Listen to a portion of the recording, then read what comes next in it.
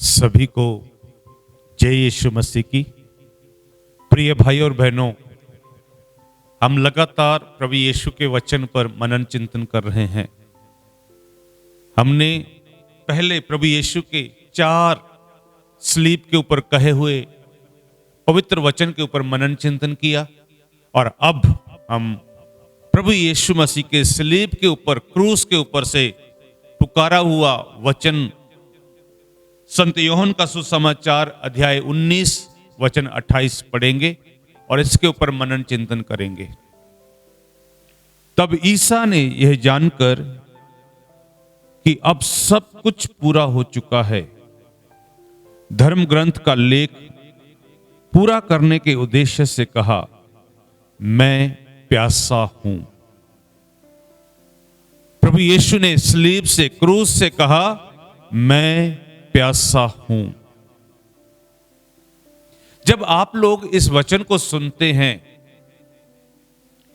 इस वचन के ऊपर मनन चिंतन करते हैं, तो प्रभु हम सब से एक एक से बात करते हैं और कहते हैं, मैं आपके प्यार के लिए प्यासा हूं। प्रभु यीशु का पवित्र वचन कहता है, जो मुझ पर विश्वास करता है उसके अंदर से जीवन देने वाले झरने के जैसे धाराएं फूट जाएगी। प्रभु यीशु ने कितने बार कहा, मैं जीवन का जल हूं और प्यासे को जल चाहिए। हम लोग प्यासे हैं आध्यात्मिकता के लिए, तो हमें प्रभु की जरूरत है। और प्रभु के अंतिम क्षण जब क्रूस पर अपने आप को कुर्बान कर रहे थे और उसने हम सभी को कहा है, मैं आपके लिए प्यासा हूं। क्या हम प्रभु की प्यास बुझा सकते हैं? यदि हम इस 40 काल में इस वचन के ऊपर मनन चिंतन करते हैं, तो हम प्रभु की प्यास कैसे बुझाएं? सबसे पहले प्रभु से प्यार करें, क्योंकि जब हम अपने कैथोलिक चर्च की धार्मिक शिक्षा पर ध्यान दें तो उसमें एक सवाल है, प्रभु ने हमें क्यों बनाया है? तो हम सब भली भांति जानते हैं प्रभु ने हमें क्यों बनाया है। सबसे पहले उसे जाने, टू नो हिम। दूसरा, टू लव हिम, उसे प्यार करने के लिए। And third, to serve him, उसकी सेवा करें और वापस उसके पास एक दिन चले जाएं। प्रभु इसी के लिए प्यासा है कि हम प्रभु को जाने, हम प्रभु को प्यार करें, हम प्रभु की सेवा करें। प्रभु को हम कैसे जानेंगे? सबसे पहले हमारे पास ईश वचन है। ईश वचन को पढ़ना है और प्रभु का वचन कहता है, मत्ती का सुसमाचार अध्याय 7 वचन 24, वहां पर प्रभु हमें 2 प्रकार के मनुष्य के बारे में बताते हैं। लिखा है, इसलिए जो कोई मेरे वचन को सुनता और उस पर चलता है, वो समझदार मनुष्य जैसा है, जिसने अपना घर चट्टान के ऊपर बनाया। जब बारिश आई, उस घर के साथ टकराई, आंधियां आई, लेकिन वो घर नहीं गिरा, क्योंकि उस घर की चट्टान मजबूत थी। क्या हमारी चट्टान मजबूत है? क्या हम समझदार हैं? और समझदार कौन है?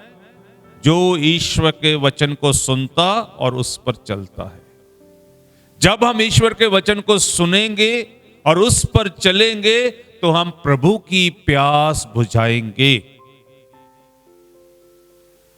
और वचन 26 से हम पढ़ते हैं, जो कोई मेरे वचन को सुनता है पर उस पर चलता नहीं, वह आदमी मूर्ख है। और प्रभु ने हमें बनाया है कि हम उसे जानें, उसे प्यार करें और उसकी सेवा करें। तो कैसे प्रभु की हम सेवा कर सकते हैं, कैसे प्रभु की प्यास बुझा सकते हैं? वचन सुने और उसके अनुसार चले। तो कहा गया है वचन में, तो मूर्ख ने जब घर बनाना चाहा तो उसने अपने घर की चट्टान भालू रेत पर रखी।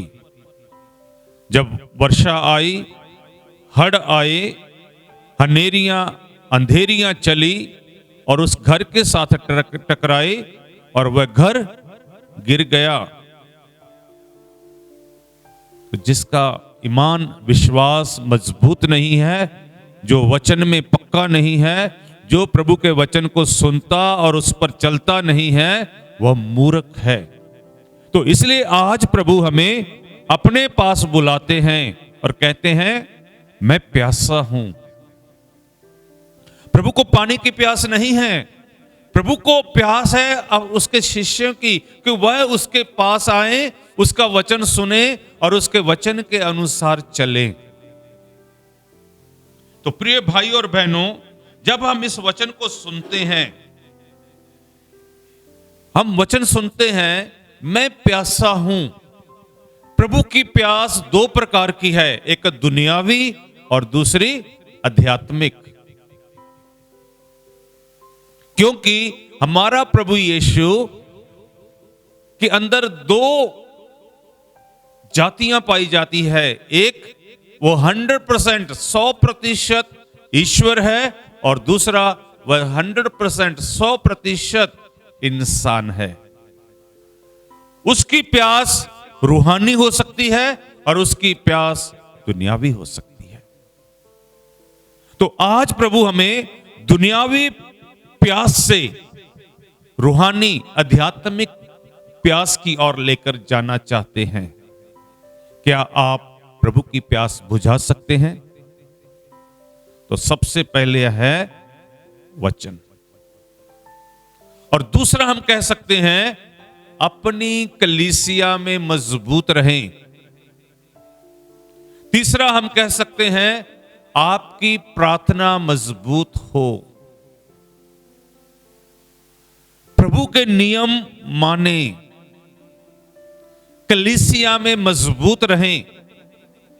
और 40 काल में इन 3 बातें करके हम प्रभु की प्यास बुझा सकते हैं। पहला, उपवास प्रार्थना करके।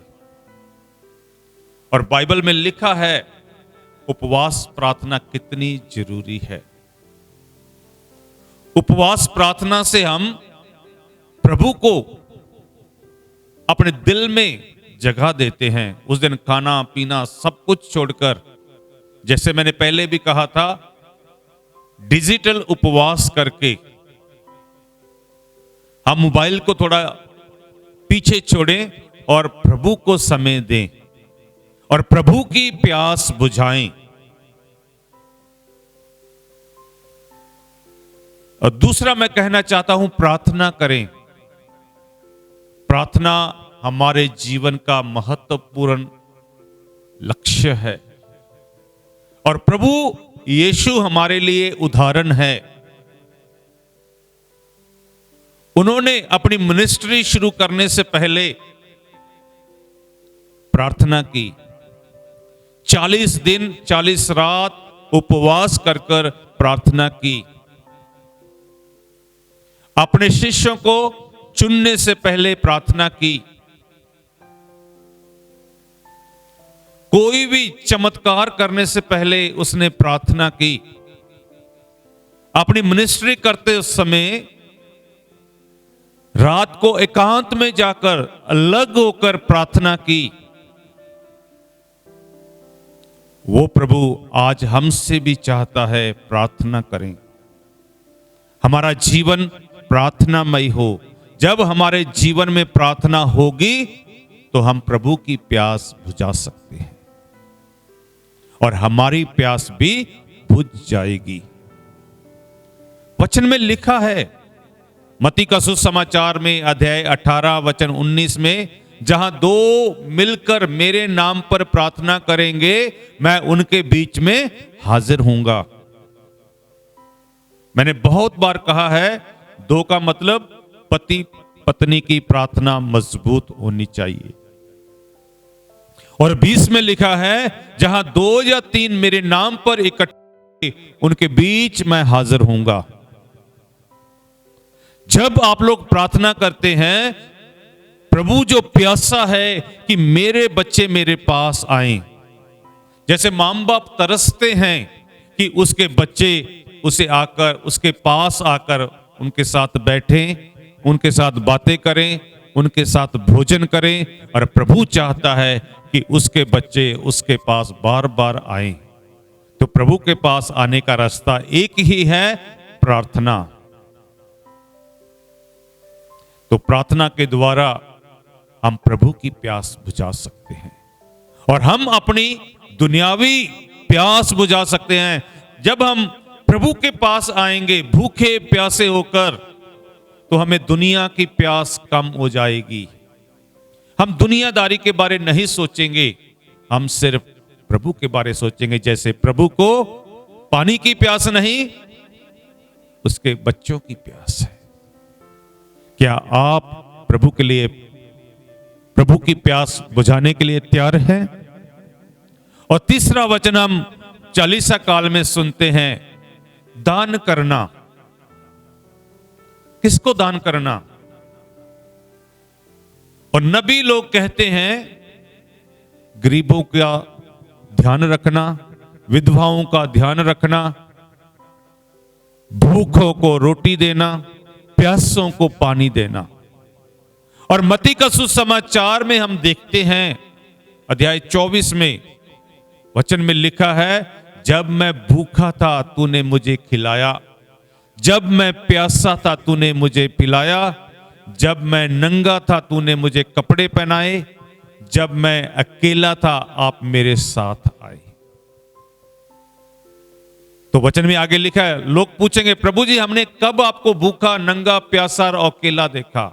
तो प्रभु ने कहा, जब आपने मेरे भाइयों में से किसी को ऐसा देखा तो आपने उनके साथ किया, तो आपने मेरे साथ किया। इसलिए प्रिय भाई और बहनों, यदि आप लोग मदर तेरेसा उसकी धर्म बहनों के घर में जाएंगे, उनके घर में, उनके चैपल में, उनके प्रार्थना घर में क्रूस लगा होता है और क्रूस के नीचे लिखा होता है, मैं प्यासा हूं। यही बताने के लिए कि प्रभु गरीबों के लिए, दुखियों के लिए, जिन्हें लोगों ने इस दुनिया से इनकार दिया है, उनके लिए मैं प्यासा हूं। और अब ये धर्म बहनें, मदर तेरेसा, चैरिटी सिस्टर्स उनकी सेवा करते हैं। और मदर तेरेसा के सिस्टर्स पहले ही सेवा में नहीं जाते जब तक वो अपनी प्यास यूक्रिस्ट में भाग ना ले लें, फिर उनका दान शुरू हो जाता है। आज हम क्रिस्तिया होने के नाते यदि आप लोगों ने उपवास किया है, जो भोजन बचा है किसी गरीबों में बांट दें। जिनको हमारी सेवा की जरूरत है उनके पास वो हमारा दान का इकट्ठा किया हुआ धन उनके पास पहुंचा दें, चर्च में पहुंचा दें, किसी आश्रम में पहुंचा दें, ताकि हम किसी की भूख प्यास मिटा सकें। और प्रभु यीशु संत यूहन्ना का सुसमाचार अध्याय 19 वचन 29 हम पढ़ते हैं, वहां खट्टी अंगूरी का भरा एक पात्र रखा हुआ था। लोगों ने उसमें से एक पनसोक्ता डुबाया और उसे जूफे की हड्डी पर रखकर ईसा के मुख को लगा दिया। और 30 में लिखा है, ईसा ने खट्टी अंगूरी चख कर कहा, सब पूरा हो चुका, जो आगे का वचन हम पढ़ेंगे। इसलिए प्रिय भाई और बहनों, प्रभु ने उस खट्टी अंगूरी को भी इनकार कर दिया।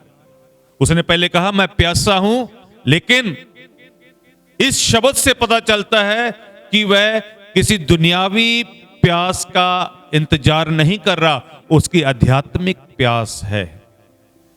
तो इन 40 काल में जो हम त्याग, तपस्या, प्रार्थना, दान पुण्य कर रहे हैं, यह हमारी धार्मिकता की प्यास बन जाए और हम प्रभु के नजदीक आए और प्रभु से आशीष पाएं और दूसरे लोगों की जिंदगी में उनकी प्यास बुझाने के लिए, आध्यात्मिक प्यास बुझाने के लिए वचन लेकर जाएं, तालीम सिखाएं, साक्षी दें, उन्हें प्रार्थना करने में मदद करें। और सबसे पहले आप पर्सनल प्रार्थना करें। आप लोग घरेलू, सामूहिक, पारिवारिक प्रार्थना करें और कलीसिया की प्रार्थनाएं में संडेस को जब भी आपके पास समय है दिन में, इसके लिए प्रार्थना के लिए जाएं, पवित्र मिस्सा में भाग लें और एक अच्छा और पवित्र पाप स्वीकार करें। तभी प्रभु की प्यास मिटेगी, ताकि हम इस दुनिया में नाश ना हो, बल्कि प्रभु के पास जहां से आए हैं वहां वापस जाएं। तो प्रभु की मर्जी यही थी कि हमें नरक से निकाले, स्वर्ग लेकर जाए। यदि आप ऐसा कर रहे हैं, सिर्फ बाहरी रूप से ही नहीं, आध्यात्मिक रूप से, तो जरूर आप लोग स्वर्ग में जाएंगे और प्रभु की प्यास मिट जाएगी। God bless you. प्रभु आपको और आपके परिवार को आशीष प्रदान करे।